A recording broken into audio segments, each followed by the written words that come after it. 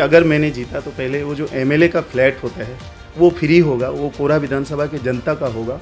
वो जब भी आएंगे वो घर खाली मिलेगा और 2 टाइम का खाना भी उसको ललित कुमार की तरफ से मिलेगा। आज मखाना कटिहार में होता है मैम, लेकिन दरभंगा, समस्तीपुर और अदर डिस्ट्रिक्ट से लोग जाते हैं, लेकिन नाम उधर दरभंगा का होता है कि मखाना यहाँ हो रहा है, लेकिन कटिहार में अधिक मखाना होता है। उस मखाना को हम कैसे प्लान करें, कैसे खरीदें किसान से, और उस मखाना को किस तरह से हम बेचें, ये सबसे बड़ा इम्पोर्टेंट है। आपने पॉजिटिवली सारी चीज़ों को कहा, आपने किसी और मतलब आपके जो भी वहाँ पे होंगे अपोजिशन में, आपने उनको टारगेट नहीं किया। और हमने देखा है कि जब भी कैमरे पे कोई आते हैं, कोई एमएलए हो या फिर कोई नेता ही हो, उनका टारगेट बस यही होता है कि सामने वाले को गिरा दे।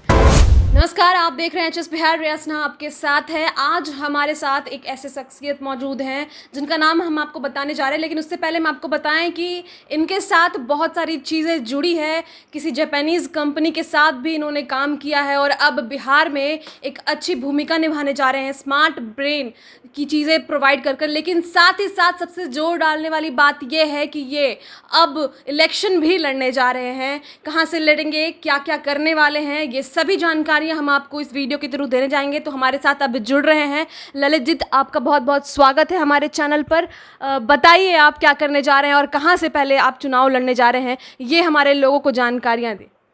नमस्कार, पहले आपके चैनल को मेरे तरफ से धन्यवाद कि आपने मुझे मौका मिला यहाँ आने के लिए। और मैं कोढ़ा, कटिहार के कोढ़ा विधानसभा है 69, वहीं से मैंने पूर्व में भी निर्दलीय चुनाव लड़ा था, वहीं से मैं इलेक्शन फाइट करने जा रहा हूँ। और मेरा मकसद है मैम, मैं पहले एक भारत रेवकाई करके ऑर्गेनाइजेशन था, आपने कहा अभी जापानीज़ ऑर्गेनाइजेशन, वो एक आध्यात्मिक ऑर्गेनाइजेशन है जो एक पीस के लिए काम करता है। तो मैं काफ़ी दिन से मतलब उस ऑर्गेनाइजेशन में हूँ। तो पीस कैसे होगा, तो उसमें जापानीज़ लोगों ने मुझे सिखाया था कि सबसे इम्पॉर्टेंट है हमारा जीवन में, मेरे माँ पिताजी नहीं होते तो हम लोग नहीं होते।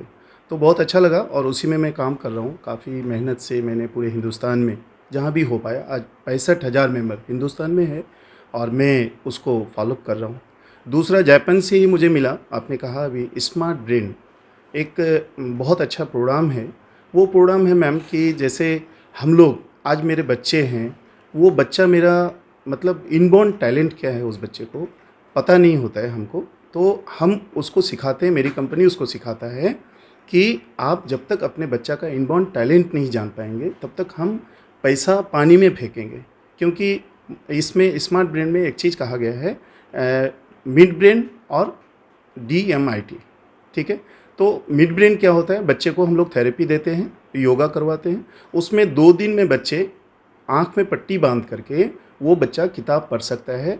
ये हम लोग गारंटी के साथ, और हो भी रहा है। और पटना में मेरा है ऑफिस, सिलीगुड़ी में है, नॉर्थ ईस्ट देखता है, दिल्ली में है। इस तरह से हम काम करते हैं। और मेरा इच्छा है मैम, पॉलिटिक्स तो नो प्रॉब्लम, वो तो चलते रहेगा, 5 साल आएगा जाएगा, उससे कोई मतलब नहीं। मेरा इच्छा है कि मैं अपने बिहार में जो आध्यात्मिक क्षेत्र है, क्योंकि आध्यात्मिक क्षेत्र इसलिए मैं कहता हूँ कि मैं एक बार जापान मतलब दिल्ली से नेपाल जा रहा था, तो टोटल जापानीज़ मतलब बिहार जब क्रॉस कर रहा था तो सारे लोग प्रेयर कर रहे थे।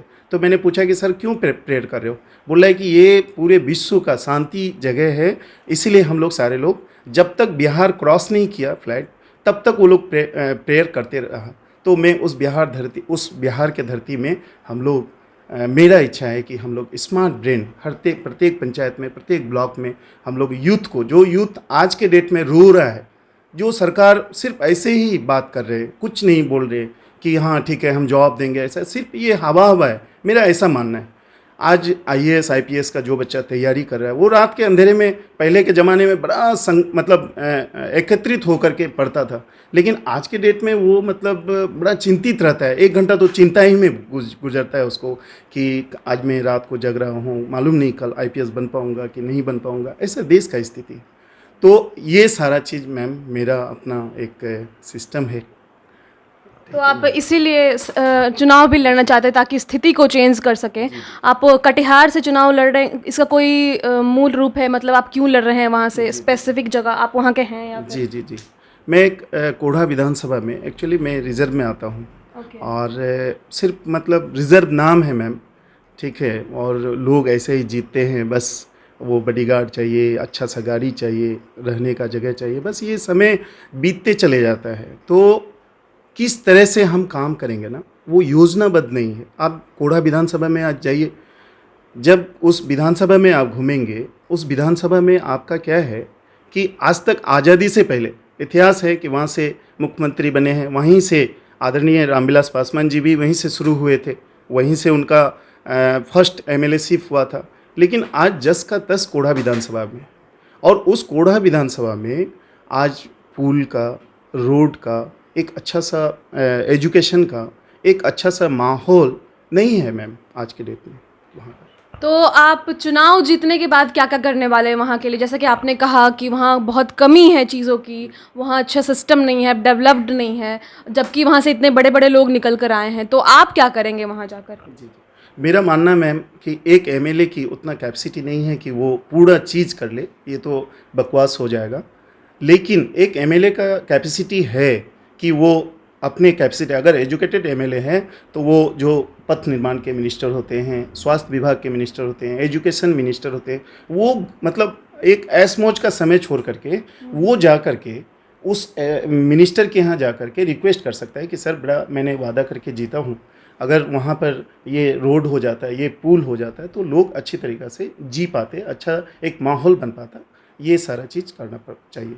तो आप तो स्मार्ट माइंड, यानी कि आप तो माइंड को पढ़ते भी हैं, आपको तो समझ में आती है चीज़ें। तो आपको क्या लगता है अभी वहाँ का क्या हो सकता है, और लोगों को क्या एक्सपेक्टेशन है वहाँ से अभी आपको लेकर? जी, लोग यूथ मेरे साथ हैं, काफ़ी यूथ साथ हैं, और मुझे विश्वास है कि अंदरूनी मुझे पसंद करते हैं लोग, बहुत प्यार भी करते हैं। मैं जब भी जाता हूँ सारे लोगों से मिलता हूँ, मुझे बहुत प्यार करते हैं। और मेरा मिशन है कि हम अगर वहाँ से जीते तो मैं, वादा तो सबको ही करते हैं, मैं अपना समय जो है, मेरा बहुमूल्य जो समय होगा 5 साल का, मैं तो पहले मैम एक घोषणा करना चाहता हूँ आपके चैनल के माध्यम से कि अगर मैंने जीता तो पहले वो जो एमएलए का फ्लैट होता है वो फ्री होगा, वो कोढ़ा विधानसभा के जनता का होगा। वो जब भी आएंगे वो घर खाली मिलेगा, और 2 टाइम का खाना भी उसको ललित कुमार की तरफ से मिलेगा। ये मेरा फर्स्ट मतलब घोषणा है, और ये सत्यता है। मैं ऐसा करने के लिए चाहता हूँ। दूसरा चाहता हूँ कि वहाँ के युवा किस तरह से रोज़गार में आए, खाली बकवास बात नहीं करें हम, या कोई भी पार्टी या भी कोई भी कि ऐसा कर देंगे, ऐसा कर देंगे, ऐसा नहीं है। हमारे वहाँ बहुत बड़ा एक किसान का जो समस्या है, मकई का उत्पादन है, उसके बाद आपका मखाना का उत्पादन है। आज मखाना कटिहार में होता है मैम, लेकिन दरभंगा, समस्तीपुर और अदर डिस्ट्रिक्ट से लोग जाते हैं, लेकिन नाम उधर दरभंगा का होता है कि मखाना यहाँ हो रहा है, लेकिन कटिहार में अधिक मखाना होता है। तो हम अगर प्लान वेस करें कि उस मखाना को हम कैसे प्लान करें, कैसे खरीदें किसान से, और उस मखाना को किस तरह से हम बेचें, ये सबसे बड़ा इम्पोर्टेंट है। रही बात मकई का, मकई काफ़ी संख्या में हमारे लोग करते हैं।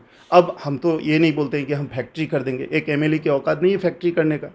एक सरकार से रिक्वेस्ट आप कर सकते हैं, लेकिन एक तो प्लान तो कर सकते हैं ना कि हम उसको स्टॉक कैसे कर सकें। हम किसान से, सारे लोगों से एक प्लानिंग करके, मीटिंग करके, हम अगर उसको कुछ दिन खरीद करके अगर रखें, तो हमको समय पर अगर बाहर भी बेच करके अगर करें तो हमारा किसान को अच्छा वो मिल सकता है। ये सारा चीज़ प्लानिंग है। और एक छोटा सा क्या है, वहाँ पर हम वो पटसन का खेती होता है जिसको पटुआ बोलते हैं।